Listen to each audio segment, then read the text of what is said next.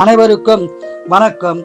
1/6/2026 முதல் 7/6/2026 வரை வாரப்பலன் 12 ராசிக்கு சொல்ல இருக்கிறேன். மீனராசினர்களே, உங்களுக்கு இந்த வாரம் எப்படி உள்ளது என்பதை பார்ப்போம். மீனராசிக்கு இந்த வாரம் சிறப்பான வாரமாக அமைய உள்ளது. கவலை விடுங்கள், சந்தோஷம் பெறுங்கள். குடும்ப ஒற்றுமை சிறப்பாக இருக்கும். குடும்பத்தில் சுப காரியங்கள் நடக்க உள்ளது. இந்த வாரம் உங்களுக்கு அதிக நன்மைகள் உண்டாக போகிறது.